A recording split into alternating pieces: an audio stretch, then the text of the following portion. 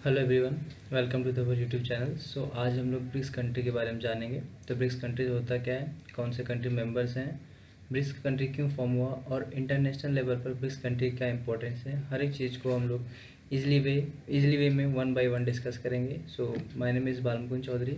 Let's start discussion.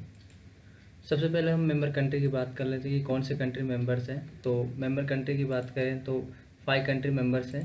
सबसे जिसमें Brazil, India Russia, India, China और साउथ अफ्रीका आते हैं। जो ब्रिक्स कंट्री का एक्रोनियम है वो हर एक कंट्री के नाम को रिप्रेजेंट करता है। जैसे बी से होता है ब्राज़ील, आर से रशिया, आई से इंडिया, सी से चाइना और एस से साउथ अफ्रीका।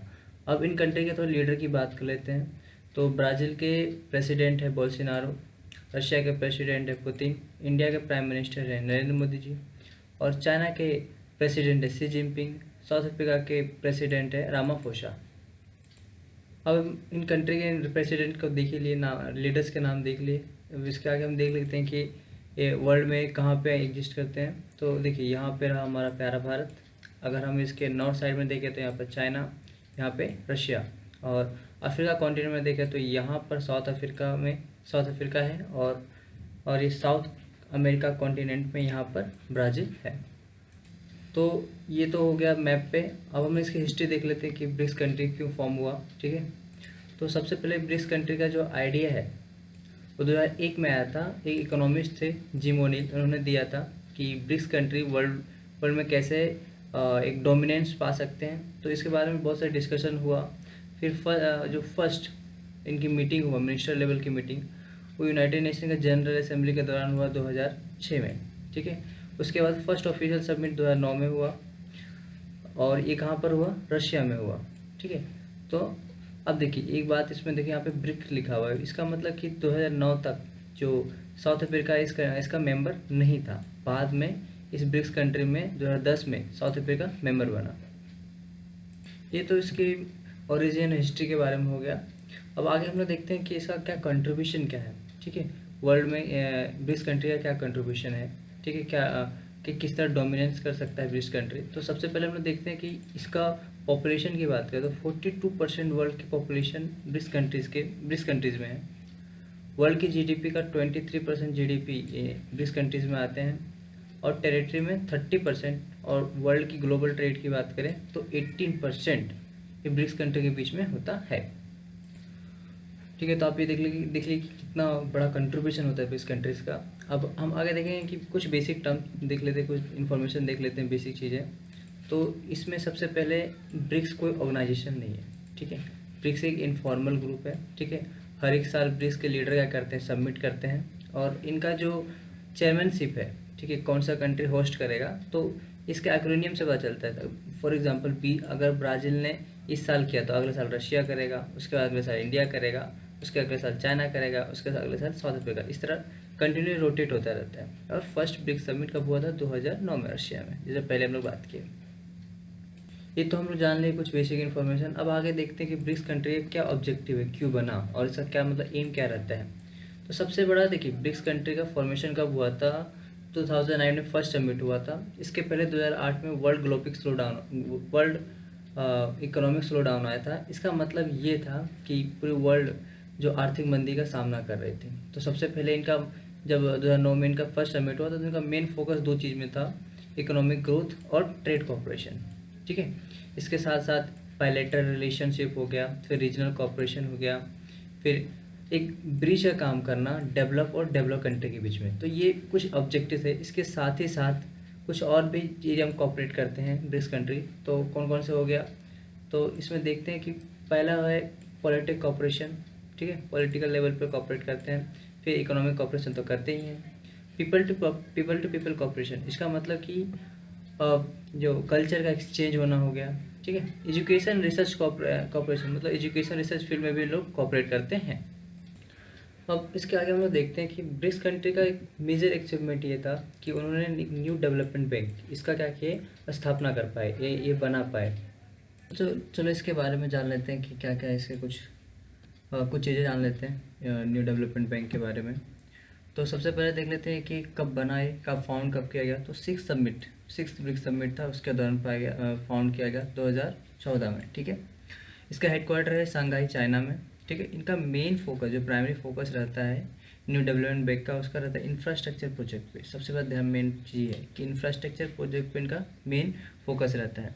ठीक है, और अब तक इंडिया के 14 प्रोजेक्टों का दे जगह अप्रूवल दिया जा चुका है, जिसका कॉस्ट ऑलमोस्ट $4,000 मिलियन है। ठीक है, और देखिए जब इनिशियली जब फॉर्म हुआ था तो हर एक कंट्री ने $10 बिलियन का कंट्रीब्यूशन दिया था, जिससे टोटल कंट्रीब्यूशन कितना हो गया था, टोटल कितना मनी हो गया था, तो $50 बिलियन हो गया था ये न्यू डेवलपमेंट बैंक में।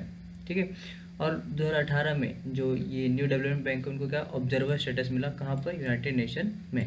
ठीक है, ये कुछ इंपॉर्टेंट बातें थोड़ा याद रखिएगा।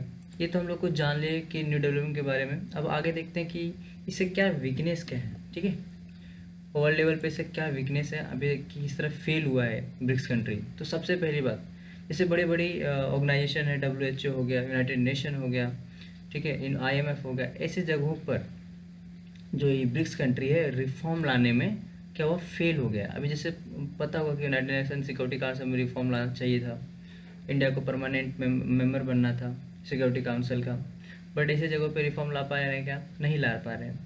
साथ ही ब्रिक्स कंट्री जो है US के साथ कोई भी एग्रीमेंट नहीं कर पाए अभी तक, क्योंकि US वर्ल्ड की सबसे बड़ी इकोनॉमी है। तो अगर हम लोग उसके साथ कोई एग्रीमेंट कर लेते हैं तो ये ब्रिक्स कंट्री के लिए बहुत बहुत बड़ी अचीवमेंट होगी, बट यहाँ पे भी ब्रिक्स कंट्री फेल हुआ है। साथ ही साथ चाइनीज़ की इकोनॉमी का क्या हुआ है, स्लो डाउन में जा रही है। चाइनीज़ एक बहुत बड़ा इंफ्रास्ट्रक्चर हब है, तो पर यहाँ पर क्या हो रहा है, स्लो डाउन आ रहा है। साथ ही साथ ब्राज़ील और रशिया तो रिसेशन में ही है, और सस्टेनेबल इकोनॉमिक ग्रोथ इसमें भी ब्रिक्स कंट्री क्या हुआ है, फेल हुआ है। और अभी कोविड-19 आ गया है, जिसकी वजह से तो पूरी वर्ल्ड की इकोनॉमी डाउन हो गई है, मतलब इकोनॉमिक ग्रोथ एकदम डाउन हो गया है। और साथ ही साथ अभी पूरी वर्ल्ड रिसेशन में जाने की कगार पर है। ये तो हो गया वीकनेस। अब हम आगे देखते हैं कि इंडिया के लिए क्या इंपॉर्टेंस है ब्रिक्स कंट्री। तो सबसे पहले इम्पोर्टेंट है जियो पॉलिटिक्स। इसका मतलब ये होता है, देखिए हमारे रशिया के साथ तो रिलेशन अच्छे थे, अभी ये देखा जा रहा है कि इंडिया जो है वो US की तरफ झुकता जा रहा है। ठीक है, तो US और चाइना, रशिया और चाइना, इसके बीच में क्या रिलेशन मेंटेन रहे। ठीक है, हमारे दोनों साथ टाइज अच्छे रहे, तो इसके लिए जियो पॉलिटिक्स में क्या हो सकता है, ब्रिक्स बहुत बड़ा इंपॉर्टेंट रोल प्ले कर सकता है। साथ ही साथ वर्ल्ड लेवल पे इकोनॉमिक क्या पॉलिसीज़ हो गया और फाइनेंशियल स्टेबिलिटी, ठीक है, इसको प्रमोट करने में, ठीक है, इसको प्रमोट करने में ये ब्रिक्स कंट्री का ग्रुप बहुत इंपॉर्टेंट रोल प्ले कर सकता है। ठीक है, टेररिज्म के मामले में भी ब्रिक्स कंट्री क्या कर सकता है, ठीक है, एक स्ट्रॉन्ग स्टेप लेने की बात रहा तो सारे ब्रिक्स कंट्री मिलकर ले सकते हैं। ठीक है, और जो ग्लोबल ग्रुपिंग की बात करें, मतलब ये जैसे इंडिया को यूनाइटेड नेशन के सिक्योरिटी काउंसिल में हमें क्या चाहिए, परमानेंट मेंबरशिप चाहिए। ठीक है, और साथ ही साथ न्यूक्लियर सप्लायर ग्रुप में भी हमें एंट्री चाहिए, पर इसको कौन ब्लॉक कर रहा है, चाइना। तो हम इस ब्रिक्स कंट्री के ग्रुप के माध्यम से क्या कर सकते हैं, एक डिप्लोमेटिकली हम लोग यहाँ पर एंट्री पा सकते हैं। ठीक है, थ्रू यूजिंग दिस ग्रुप। तो एक मतलब ये एक अच्छा प्लेटफॉर्म हो सकता है ब्रिक्स कंट्री के लिए। ठीक है, मतलब खास करके इंडिया के लिए, ताकि ऐसे प्लेटफॉर्म पे क्या कर सके, जैसे यूनाइटेड नेशन सिक्योरिटी काउंसिल और न्यूक्लियर सप्लाई ग्रुप में इजीली वे में एंट्री पा सके। तो ये इस ब्रिक्स प्लेटफॉर्म के माध्यम से हम लोग क्या कर सकते हैं, ये जो कुछ प्रॉब्लम्स हैं इनको क्या कर सकते हैं, हम सॉल्व कर सकते हैं। ठीक है, इंटरनेशनल लेवल पर उठा सकते हैं। तो ये कुछ इंपॉर्टेंस है इंडिया के लिए ब्रिक्स कंट्रीज़ का। अब देख लेते हैं कि समिट कब हुआ था। 2009 के समिट की बात करें तो ये कहाँ पर हुआ था, ब्राज़ील में हुआ था।